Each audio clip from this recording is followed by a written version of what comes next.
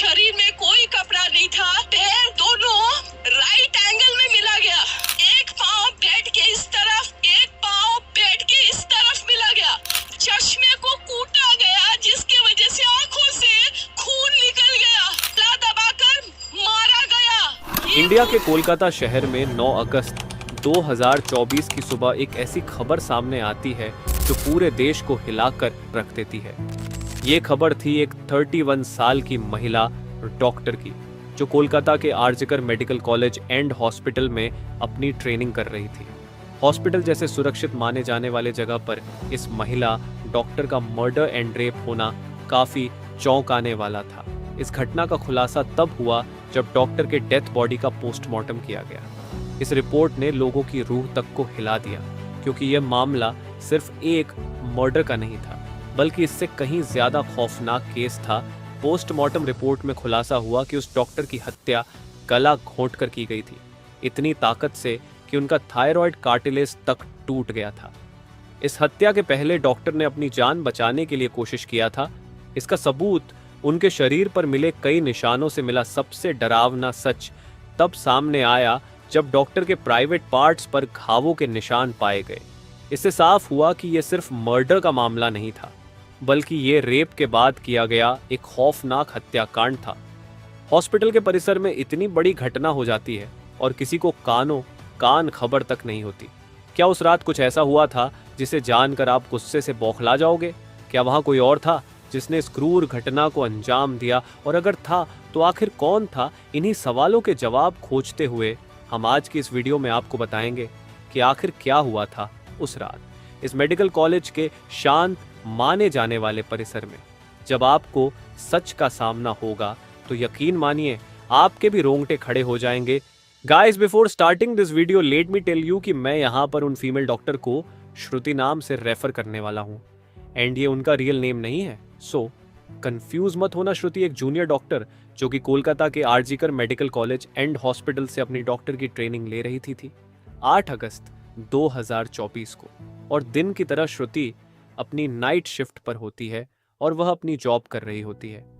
तभी रात के 11 बजे उन्हें अपनी मदर का फोन आता है, जैसे कि हर दिन आता था, क्योंकि पेरेंट्स को तो अपने बच्चों की चिंता हमेशा होती है। श्रुति की मदर उनसे पूछती है कि क्या तुमने खाना खा लिया और तबीयत वगैरह तो ठीक है तुम्हारी? जिसके रिप्लाई में श्रुति बोलती है कि उनकी तबीयत एकदम ठीक है और वो बस अभी कुछ पेशेंट्स को देखने जा रही है, जिसके बाद वो अपने कलीग्स के साथ बैठकर खाना खाएंगे।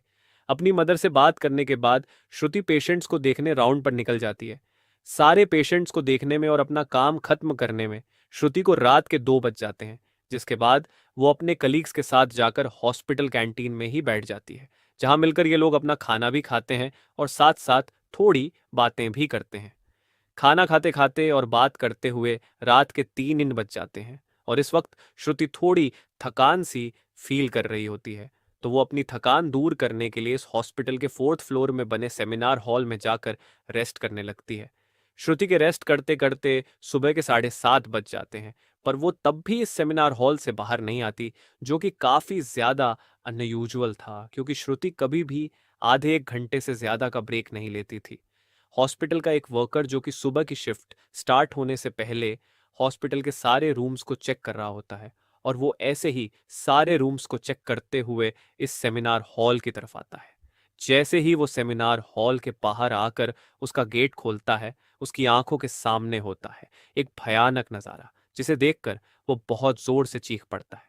इस वर्कर की चीख सुनकर आसपास के लोग वहां इकट्ठा होने लगते हैं और देखते हैं कि सेमिनार हॉल के अंदर श्रुति की बॉडी बिना कपड़ों के पड़ी हुई है और उसके बॉडी पर कुछ ब्लड के निशान भी हैं। यहाँ खड़े सब लोगों के लिए ये एक ट्रामा से कम नहीं था, स्पेशली दूसरी फीमेल डॉक्टर्स एंड वर्कर्स के लिए, क्योंकि उन्होंने अपनी आंखों के सामने ऐसा नज़ारा पहली बार देखा था। वो भी हॉस्पिटल प्रेमिसेस के अंदर श्रुति की बॉडी को देखकर आसपास खड़े सारे लोग उसे एक स्ट्रेचर पर लेटते हैं और इमरजेंसी रूम में लेकर जाते हैं ताकि डॉक्टर्स उसकी कुछ हेल्प कर सके। काफ़ी देर तक डॉक्टर्स के स्ट्रगल करने के बाद भी एट द एंड श्रुति कुछ घंटों के बाद अपना दम तोड़ देती है। हॉस्पिटल में कुछ लोग थे जो कि इस मर्डर एंड रेप केस को एक नॉर्मल केस जैसा दिखाने की कोशिश कर रहे थे, जस्ट बिकॉज कि वो इस हॉस्पिटल का नाम बचा सके। बट जब पोस्टमार्टम रिपोर्ट्स आती हैं तो सब दूध का दूध और पानी का पानी हो जाता है। इन रिपोर्ट से साफ साफ पता चल जाता है कि श्रुति के साथ किसी ने जबरदस्ती गलत हरकत करने की कोशिश करी, और जब वो इस इंसान से अपने आप को बचाने लगी तो उसने उसका गला घूंट दिया। इवन उसे बहुत बुरी तरीके से मारा भी, और फिर उसका रेप भी किया। ये सारे प्रूफ मिलने के बाद ये केस पुलिस को हैंड ओवर कर दिया जाता है। एंड पुलिस वाले इस क्रिमिनल को पकड़ने के लिए लग जाते हैं। सबसे पहले पुलिस उस क्राइम सीन पर ही छानबीन करती है जहां ये सब हुआ था। किस्मत से पुलिस वालों को वहां पर श्रुति के कुछ नेल्स एंड ब्लड सैंपल्स मिलते हैं, और साथ ही एक ब्लूटूथ नेक बैंड। ये केस शायद और भी जल्दी सॉल्व हो जाता अगर उस फ्लोर पर सीसीटीवी कैमरा होते तो, बट बदकिस्मती से इस सेमिनार रूम के अंदर या इसके आसपास कोई सीसीटीवी कैमरा नहीं थे। लेकिन जिस रास्ते से इस फ्लोर पर एंटर करा जाता था वहां पर कुछ सीसीटीवी कैमरा थे। पुलिस वाले इन सीसीटीवी कैमरा में सुबह के 3 बजे से 8 बजे के बीच की रिकॉर्डिंग चेक करते हैं कि इतने टाइम के बीच कितने लोग इस फ्लोर पर आए और गए थे। इन सीसीटीवी फुटेजेस को चेक करने के बाद ये पता चलता है कि टोटल 6 लोग इस फ्लोर पर आए और गए थे। ये पता लगने के बाद पुलिस वाले एक एक करके इन 6 लोगों को पूछताछ के लिए बुलाते हैं कि वो लोग वहां पर उस टाइम क्या कर रहे थे।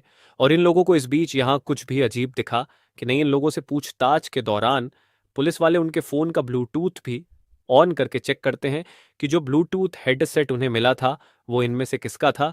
क्योंकि आपको पता होगा ही कि एक बार अगर आप किसी ब्लूटूथ डिवाइस से अपना फोन पेयर करते हो तो अगली बार वो उससे इजीली कनेक्ट हो जाता है। और फाइनली पुलिस वालों की ये ट्रिक काम भी आती है, क्योंकि ये ब्लूटूथ नेक बैंड इन 6 लोगों में से एक आदमी के फोन से कनेक्ट हो जाता है, जिसका नाम था संजय रॉय, जो कि एक सिविल वॉलंटियर था। सिविल वॉलंटियर वो लोग होते हैं जो कि पुलिस के अंडर काम करते हैं और उनकी हेल्प करते हैं छोटे मोटे कामों को मैनेज करने में।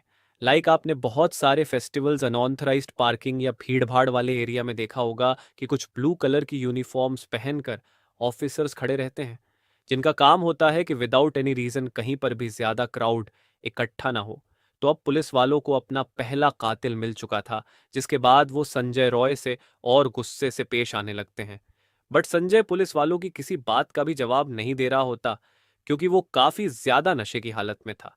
इस बीच पुलिस वाले संजय का फोन भी चेक करते हैं, जिसमें उन्हें भर भर के पोर्नोग्राफिक कंटेंट मिलता है, जिससे उनका शक यकीन में बदल चुका था कि संजय ही श्रुति के मर्डर का मेन कल्प्रीट है। इसके बाद पुलिस वाले संजय रॉय को और ज्यादा डराने लगते हैं। एंड फाइनली वो डर कर अपना गुनाह कबूल भी कर लेता है कि उसने ही श्रुति को मारा है और उसका रेप किया है। यह पता लगते ही कुछ पुलिस वाले और प्रूफ्स कलेक्ट करने संजय रॉय के घर जाते हैं, जहां पर उन्हें एक शू मिलता है जिसके ऊपर कुछ खून जैसे ही धब्बे थे। तो पुलिस वाले उसका सैंपल कलेक्ट कर लेते हैं।